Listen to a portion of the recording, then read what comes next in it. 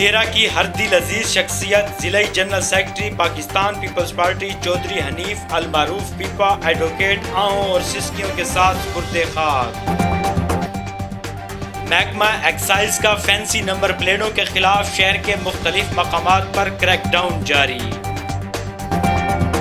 خیبر پختونخوا حکومت نے 15 ستمبر سے شادی ہال کھولنے کا فیصلہ کر لیا، نوٹیفیکیشن جاری۔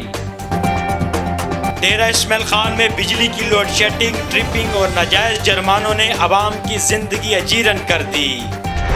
السلام علیکم، اعتدال نیوز کے ساتھ میں ہوں نعمان بھٹا۔ ہیڈ لائن آپ نے ملاحظہ کی ہے، بڑھتے ہیں خبروں کی تفصیل کی جانب۔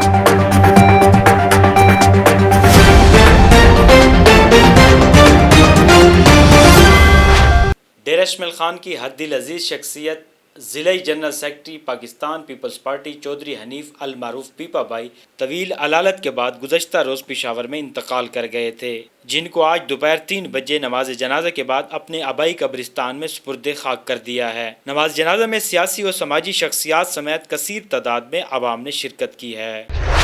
محکمہ ایکسائز ڈیرہ کی ٹیم کا شہر کے مختلف مقامات پر غیر رجسٹر اور فینسی نمبر پلیٹ استعمال کرنے والے موٹر سائیکل سوار اور گاڑیوں کے خلاف کریک ڈاؤن جاری ہے۔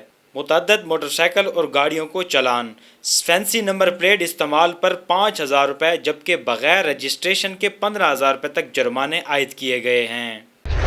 خیبر پختونخوا حکومت نے 15 ستمبر سے شادی ہال SOPs کے تحت کھولنے کا اعلان کر دیا ہے۔ شادی ہال کھولنے سے پہلے تمام سٹاف کو کورونا ٹیسٹ لازم قرار دیے گئے ہیں۔ سماجی دوری اور ماسک کا استعمال بھی لازم قرار دے دیا گیا ہے۔ تمام شادی ہال 50% کم آپریٹ کریں، خلاف ورزی کرنے والے پر سخت کارروائی کی جائے گی، نوٹیفیکیشن جاری کر دیا گیا ہے۔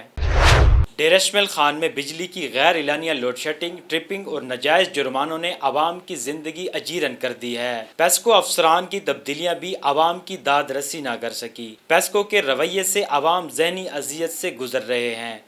عوام نے منتخب عوامی نمائندوں سے پرزور مطالبہ کیا ہے کہ وابڈا کے اس رویہ عوام کی جان خلاصی کریں تاکہ عوام سکھ کا سانس لے سکے۔ یہ تھی آج کی اہم خبریں۔ مزید 24 گھنٹے دنیا بھر اور علاقائی خبروں کے لیے دیکھتے رہیے www.اعتدال.com.pk۔